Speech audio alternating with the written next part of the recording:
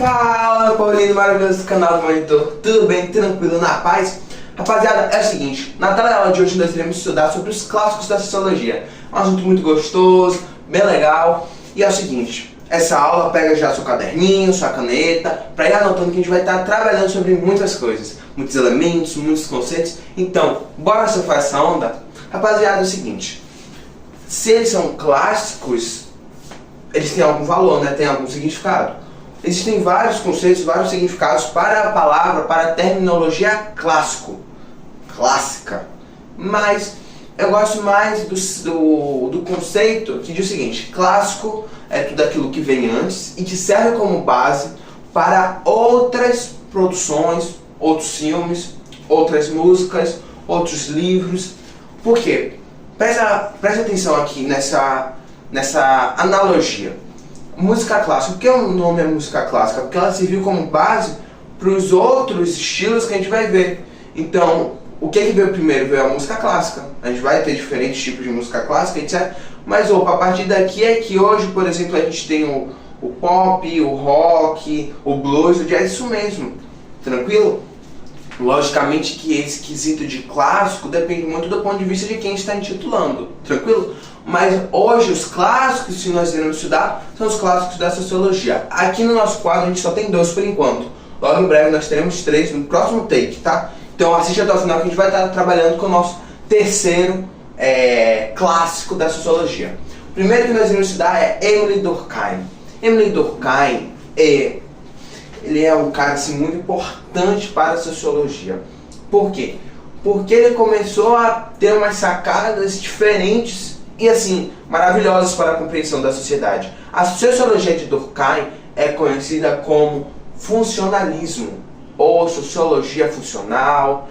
E ele falou o seguinte: bem, todo integrante, cada partezinha da sociedade tem uma função. E essa função de cada parte é que torna a sociedade uma entidade, um ser coeso, integrado, unido. Então a função de cada partezinha, de cada indivíduo é que une esses membros e forma a sociedade. Então ele vai focar muito nesse quesito da sociedade como um organismo com partes e partes com funções. E aí ele vai assim dizer o seguinte: a sociedade ela fica unida por causa de algo que eu chamarei de coesão social. Coesão, que é a cola que une a sociedade e faz com que ela não se desintegre. E para mim essa coesão social, pelo que eu estou observando, só pode ser a divisão social do trabalho. Então cada um tem uma função na sociedade, no sentido, dentro de uma logística trabalhista, no sentido, um é pedreiro, o outro é médico, o outro é carpinteiro. É o que torna a sociedade unida. Então, na opinião dele, essa cola da sociedade era o trabalho que cada um desempenhava. E esse elo, coesão social, ele vai chamar do fato dessa sociedade estar unida por meio da divisão social do trabalho. E esse elo que une as partes, ele vai chamar de solidariedade, ok? E esse grau de solidariedade varia dependendo do tempo, da época, da sociedade. E aí ele vai trabalhar classificando, assim, se a gente colocar numa linha do tempo, as sociedades dentro de 2 grandes grupos. Porque a gente tem que entender que os clássicos, a gente viu isso na aula passada, eles pegaram ali uma bomba social a ser estudada. Por quê? Porque nós estávamos saindo da Idade Média, nós passamos por uma série de revoluções e agora a gente está passando por uma transição muito brusca da sociedade. Uma sociedade antes camponesa, cada um no seu feudo bonitinho, sem tanta integração, para uma sociedade totalmente integrada. A gente já vai ver globalização engateando com as grandes navegações, etc. Uma sociedade agora industrial, uma sociedade com novas classes, que seriam a burguesia, o proletariado. Então os nobres já não tem mais aquele valor de nobreza, porque a gente já passou ali da Revolução Francesa. Então essa ideia de que o nobre não é essa cocada toda já estava mudando, essa questão da sociedade estamental já estava caindo. Então a gente estava tendo uma completa sociedade que eles conheciam antigamente, estava de cabeça para baixo.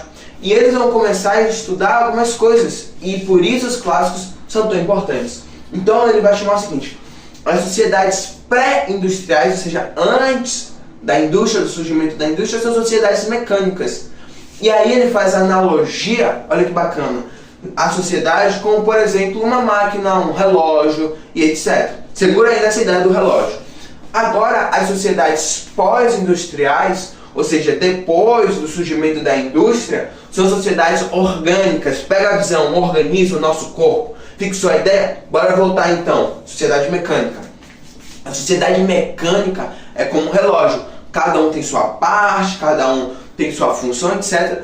Mas, observe, não tem assim, de uma linguagem assim bem coloquial, cada parte ela não tem assim um mergulho na sua função. Como assim? Deixa eu explicar com melhor detalhes. Você tem um relógio e ele quebra, por exemplo, o ponteiro quebra. Esse ponteiro é insubstituível? Não. Eu posso achar da mesma cor, do mesmo tamanho e ainda da mesma marca.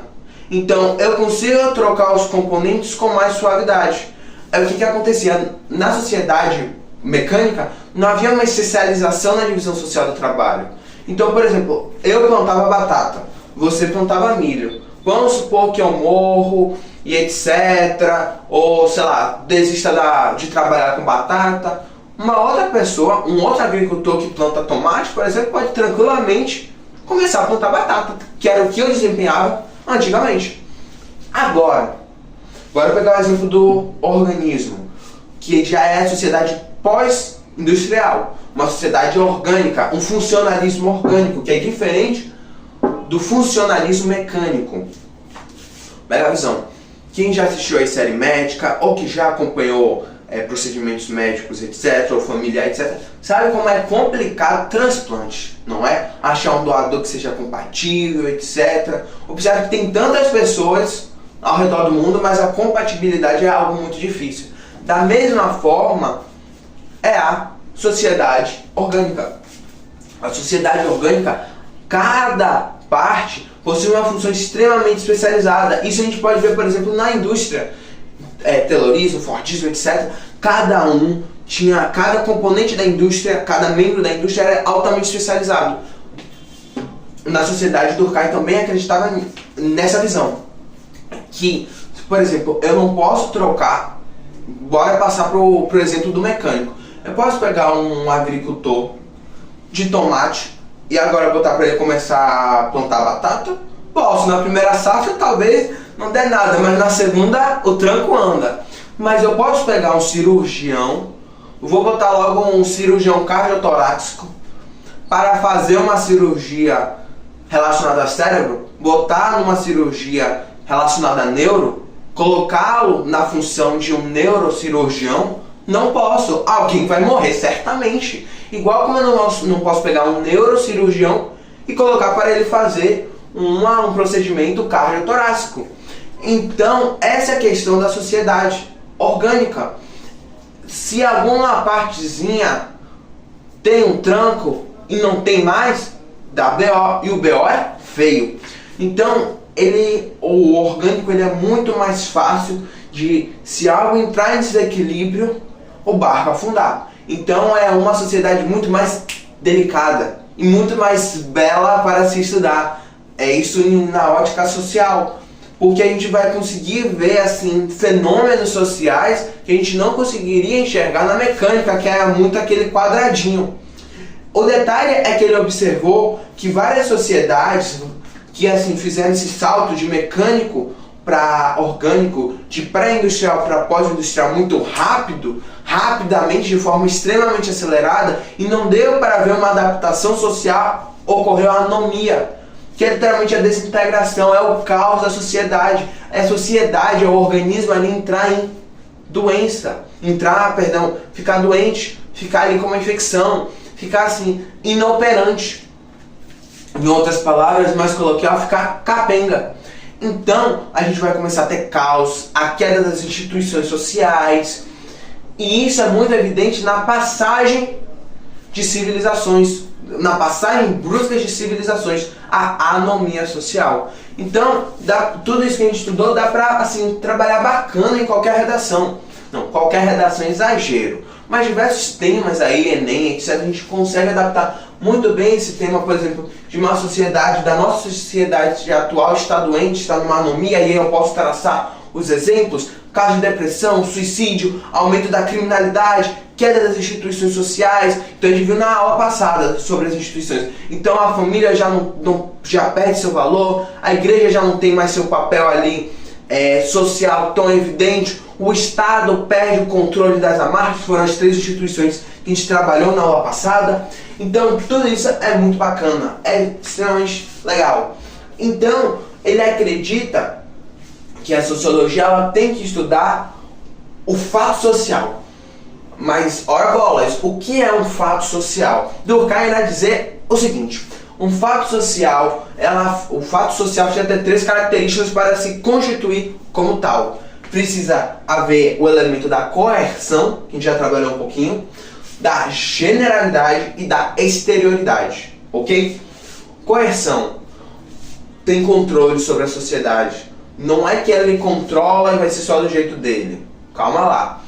Ele vai ser coerção que ele consegue ali ter força dentro da sociedade. Consegue, de certa forma, ser um agente social. Consegue ele ter poder. Tranquilo? Segura essa ideia. Generalidade. Não é porque eu digo que eu não quero seguir que os outros não vão seguir. Vou dar um exemplo para ficar mais palpável. Está muito abstrato ainda. Exterioridade, que não depende de mim para permanecer. Que é um fato que eu consigo observar externamente. Tranquilo? Observe que Durkheim sempre parte da ideia da visão de olhar a sociedade. Então ele está olhando sempre a generalidade. Vou dar um exemplo. Sistema de moedas. Sistema de moedas exerce um certo controle? Sim. Porque eu não posso dizer, agora eu quero que não seja mais o sistema bancário brasileiro. Agora eu quero trabalhar no Brasil dólar. Só eu vou trabalhar com dólar. O restante do mundo todo, o restante do Brasil todo vai trabalhar com real. O sistema do real vai ter um poder sobre mim. Porque eu não vou conseguir vender, não vou conseguir comprar. Que aqui a gente trabalha com real, não com dólar. Generalidade. Eu consigo observar que está todo mundo usando o real. E só eu estou usando o dólar. Para comprar na feirinha, no mercado, etc. Exterioridade. Eu consigo observar externamente todo mundo usando o real e só eu usando o dólar. Observe que esses 3 elementos eles estão muito intrínsecos, estão muito unidos. E isso na sociologia é muito evidente. Porque a gente acaba de trabalhar um conceito e a gente já está invadindo na fronteira de um outro conceito. Então é muito bom você estar ligado que quando numa questão objetiva, quando numa questão aberta, está trabalhando um elemento, já fica ligado, já lembra dos conceitos dos outros. Que você pode puxar a sardinha para facilitar no momento que você estiver respondendo. E tudo isso, e observe que se eu não seguir o sistema bancário do real, a sociedade vai me olhar de um jeito meio estranho. Eu não vou conseguir comprar, não vou conseguir vender. E isso foi algo que Durkheim já começou a perceber, que a sociedade, quando os outros não estão seguindo a linha da sociedade, meio que tem ali uma visão meio estranha, tem ali afastado da sociedade, já olha com, tá meio estranho esse negócio. E isso vai ser recuperado lá na frente nos sociólogos modernos, Norbert Elias e a gente vai estar trabalhando mais eles na próxima teleaula, tranquilo? Então, bora continuar com essa ideia, que seria a violência social, no caso, mas pera lá. Por último, nós temos a consciência coletiva. Tudo isso, toda essa sociedade integrada vai gerar essa visão de consciência coletiva. Então, nós somos um só, nós somos um coletivo. Fixou? Pegou? Tá feliz? Tá animado, meu povo? Então, bora lá, bora pra próxima, que é Max Weber. Weber é a forma como nós falamos, ele é alemão, então na verdade é Weber, mas bora no final ficar com Weber. A gente vai ouvir muito então Weber relacionado à ação social. Então, observe, Durkheim ele está focado mais na função de cada parte, no organismo, no todo. Já Weber, ele vai falar o seguinte: não, eu não vou estudar o fato social, eu vou estudar a ação social, a atitude ali de um indivíduo. Porque meu objetivo é descobrir o quê? O sentido, o significado. Com isso eu saberei o porquê de tal ação estar ocorrendo. Então, ele utiliza um método compreensivo, um individualismo metodológico. Ou seja, ele vai focar no indivíduo para depois olhar o todo, enquanto em Durkheim ele pega o todo para olhar um mínimo, um indivíduo. E tudo isso só é possível com um tipo ideal, um tipo puro, é a forma como ele vai chamar, que é o que? Um parâmetro, é uma comparação. Então, por exemplo, para eu estudar uma sociedade com anomia, eu preciso ter um comparativo para saber se ela está com anomia ou não. Então eu vou pegar uma sociedade feliz. Como assim uma sociedade feliz? Uma sociedade que tem baixos índices de criminalidade, de suicídio, de depressão, com alto desenvolvimento econômico, com IDH alto. Pronto, aí eu consigo pegar uma outra sociedade e ver, não, essa daqui tá uma bagaceira, aqui tá com anomia, essa daqui não tá com anomia. Então ele faz essa comparação. E bora lá, bora continuar. E aí ele vai falar algumas coisas. Ele vai cessar um pouquinho essa questão da ação social e bora lá para dois conceitos que ele irá utilizar para compreender a sociedade que estava surgindo ali pós-evolução industrial, que é a racionalização e desencantamento do mundo. O que ele irá dizer? Isso eu e você nós podemos comprovar de uma forma assim bem fácil. Por quê? Weber ele irá dizer o seguinte: a sociedade ao longo do tempo ela cada vez mais aumenta o uso da razão.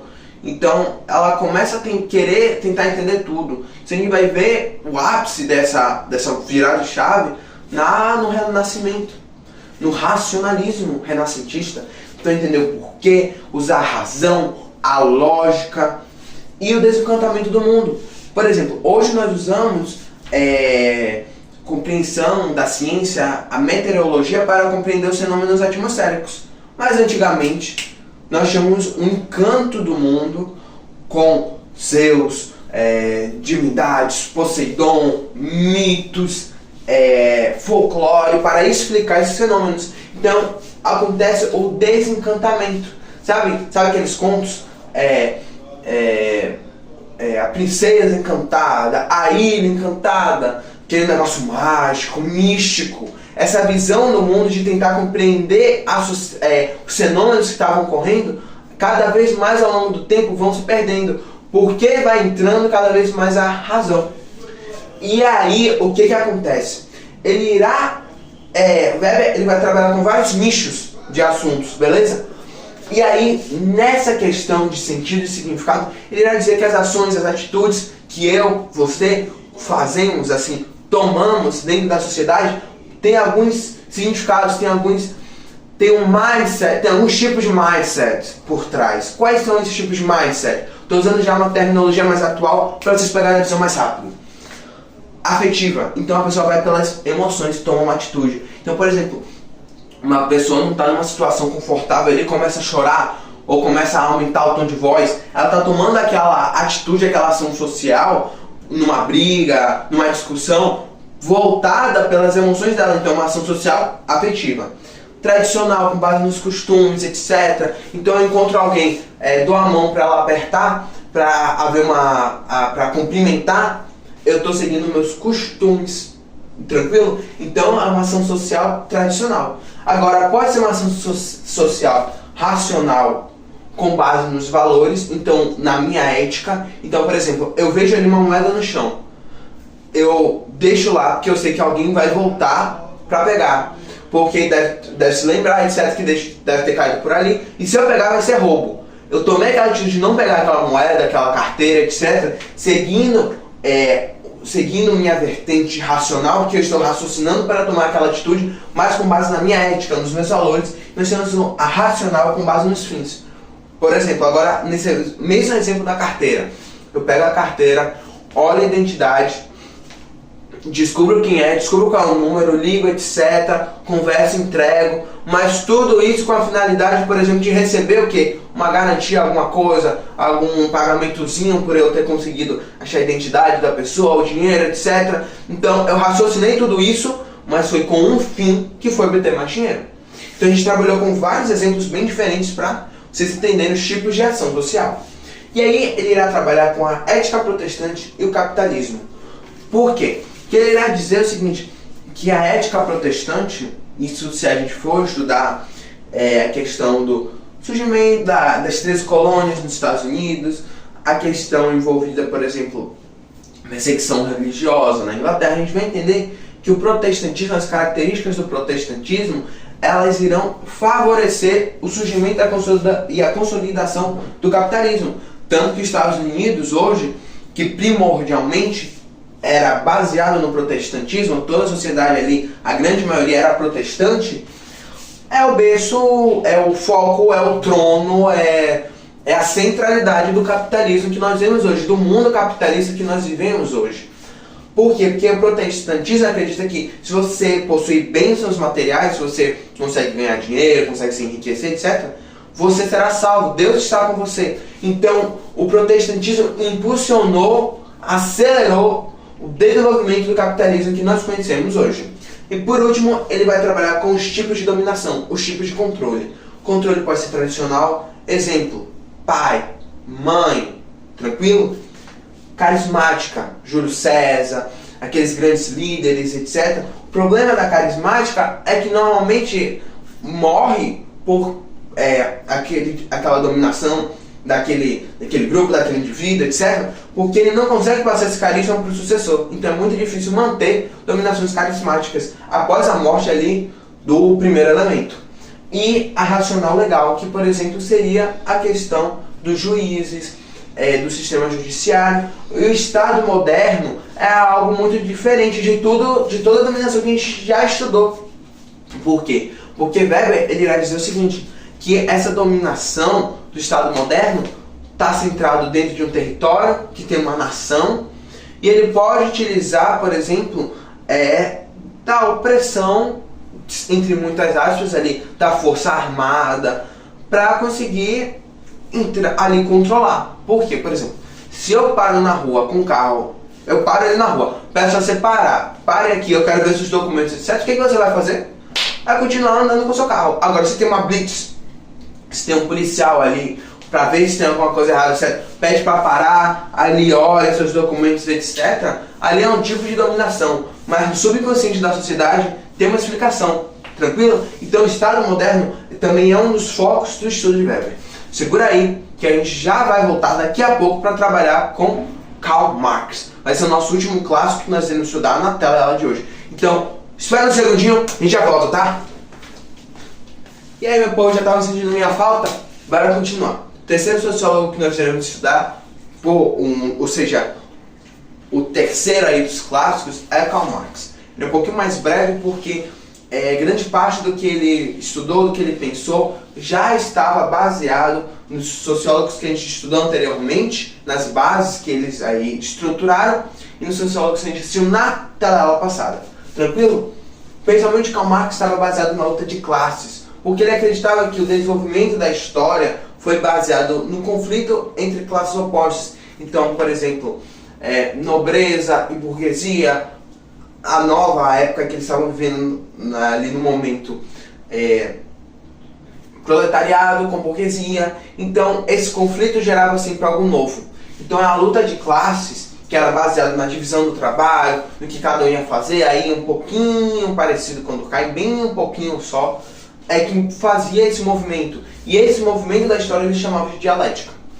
E essa luta de classes, ela era formada pela desigualdade. Porque observe, numa sociedade que não tinha um desenvolvimento de excedentes, não tinha como ter classe, não tinha como ter conflito. Agora, quando começa a ter técnicas, ferramentas que ajudam a ter esse excedente, a gente vai ter pessoas com mais excedentes e outras com menos. Então a gente vai ter uma desigualdade, a gente vai ter o surgimento de classes, a gente vai começar a ter um grupo que vai enriquecer, que vai começar a ter mais poder, que vai começar a ter mais controle, e aí gera uma luta de classes. Então o que impulsiona a luta de classes é a desigualdade. Então não quer ter luta de classes, não pode haver desigualdade. Isso é uma das bases para o comunismo, que é a solução que ele vai trazer muito em breve. E aí ele trabalha com materialismo, nessa visão material de que as classes sociais elas são formadas com base no poder material de cada um. Essa luta de classes é baseada no quê? Poder material de cada um. Que o movimento da história, a dialética, ela é baseada no quê? No poder material de cada um. Então ele vai estar olhando de uma ótica bem assim, materialista. Então ele vai trabalhar o seguinte: as relações sociais de produção viraram uma espécie de mercadoria. E e nós temos um modo de produção. Entre esses dois nichos, entre esses dois blocos, nós temos os meios de produção. Quem controla os meios de produção? Quem é o grupo hoje detentor dos meios de produção? Nós iremos chamar de burguesia. E o que acontece? Então surgiu o proletariado, que vende sua mão de trabalho. E muitas vezes eles passam por violência, eles passam por uma superexploração. Isso a gente vai estudar mais pra frente ali nas revoltas relacionadas aí à Revolução Industrial, etc. Busca de melhores direitos, isso mais já na história. E tudo isso é baseado na alienação e na mais-valia. A alienação seria o proletariado está desconecto com o produto final. Às vezes ele não tem nem sequer renda para obter o produto final, porque é a fragmentação do sistema de trabalho, a fragmentação ali da produção. Ele fica preso só ali, aquele bloquinho ali que ele está relacionado, que é a função dele, é o trabalho dele. E a mais-valia é a diferença exuberante, a grande diferença de lucro entre o dono dos meios de produção, o burguês, e o proletariado. E a solução que Karl Marx ele traz é o comunismo. O que é o comunismo? Seria uma sociedade que não seria necessário ter o Estado, porque não há conflitos, porque não há classes, e não existem classes porque não há propriedade privada. E para chegar no comunismo, antes teria a fase do socialismo. Galerinha, é o seguinte, se vocês gostaram da teleaula de hoje, deixa um like, se inscreva no canal e compartilha para que cada vez mais nossa sala de aula cresça. Rapaziada, já fique ligado que próxima aula a gente vai trabalhar com os sociólogos modernos. E é isso, meu povo. Até a próxima teleaula.